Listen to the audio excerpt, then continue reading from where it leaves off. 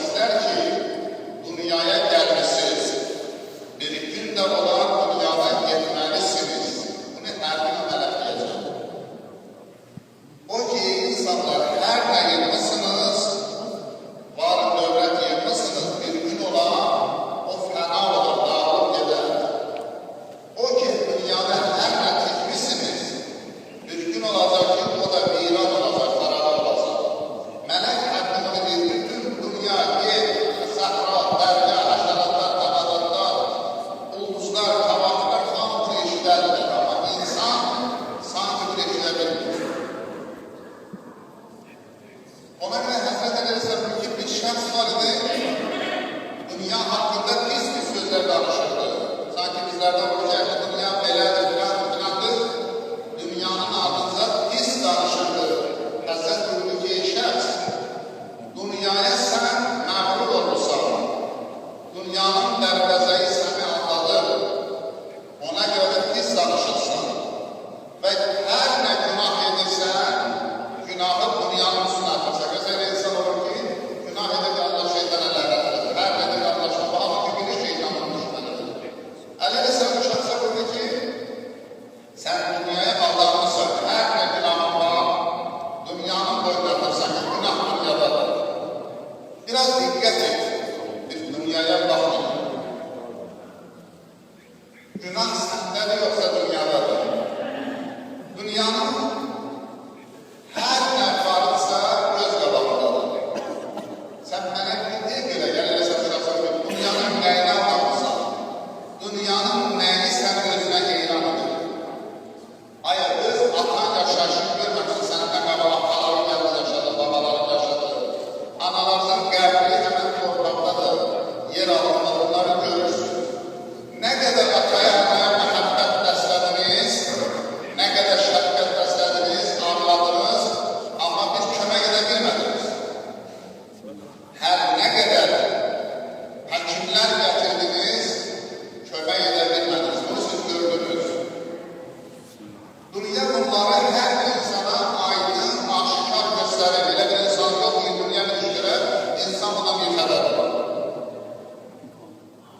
Və bunu görə sən dünyaya aldanırsan və deyirsən günah dünyadadır. Amma bilmirsən ki, sən özünü aldanırsan. Dünya sən aldanır. Sən özünü aldanırsan. Çünki dünya bir doğruluq və düzgünlük evidir. O kəslər ki, dünyada özləri çıxıb böyük nəsihət götürərlər, onlar üçün dünya xeyirli və səlamətli yerdir. Dünya sərvətlə, dövlətlə doludur.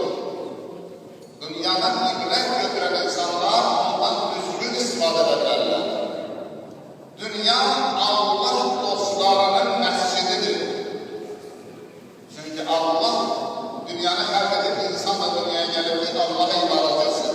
Əleyhisselam diyor ki, dünya Allah dostlarının məscididir.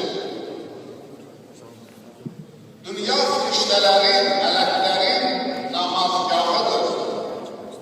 İlahi vəhyin nazil olan yeridir. Allah öz vəhini getirir, peyğəmbərə getirir. Dünya Allah dostlarının alış-veriş bazarıdır. İnsan alış-veriş bazara gedir, elinə bir ağzını alsın. Əleyhisselam diyor ki, dünya Allah dostlarının alış-veriş bazarıdır. Ondan elə insan olar ki, bazarını edəcək, Allahın rəhmətini əldə edəcəklər. Və o bazarda alış-verişlə behişli qazanırlar. Bəs bunu görə siz dünyanın üçün məzəmmət edirsiniz, üçün töhbətlendirirsiniz. Və görürsünüz, dünya ayrılır edir. Dünyaya gələn insan daim yaşamaq üçün gəlmir. Bunu görürsünüz. Buna baxmayaraq yenə dünyanı günahkar edirsiniz. Əleyhisselam ülke insanlar gərək dünyanı tanıyasınız. Kimi ömür sərmayəsini işlədir, ömür sərmayəsini işlədəndən sonra peşman olur. Özü özünü məzəmmət edir. Kaş mən gərək belə yaşamayaydım, belə etməyədim, filan günahı etməydim. O qədər insanlar var ki, qozalıb savamına heyli gəlir, həyatlarına təəssüf edir. Əleyhisselam ki, gömür sərmayəni yenə işlədərlər var, sonra peşman olur, özünü məzəmmət edir.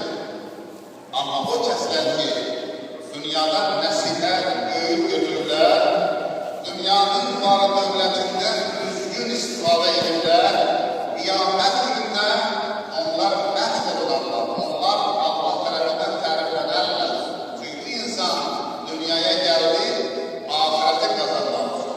Xoşbəxt o insandır ki, dünyadan özünə bir ibrət götürər, dünyadan özünə bir nəsihət götürər, etdiyi ibadətin dəyəri dərəcədə, etdiyi itaətin qiymətin bilə, ömrünün qiymətin bilə, vaxtın, zamanın dəyərin bilə, o insanın heç zaman dünyaya məğlub olmuş. Şübhəsə dünyaya gələn insan yaşamalıdır, Allah buyurur ki, əgər insan öz ailəsini dolandıra bilmirsə günahkardır, öz ailəsinin məvazini qazanmaq üçün gedən insansın, Allah ibadət çəkir, ibadət çəkir.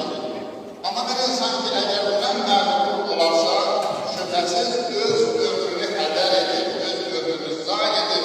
Bu insan sonra peşman olacaq, amma peşmansızlıq ona fayda verməz.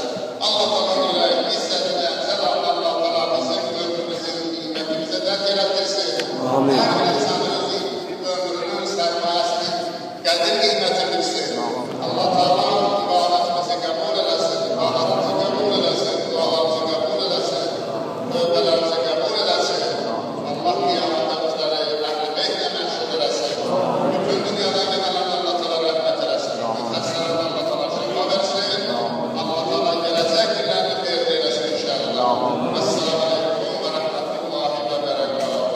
Salavat Peyğəmbər və Allah.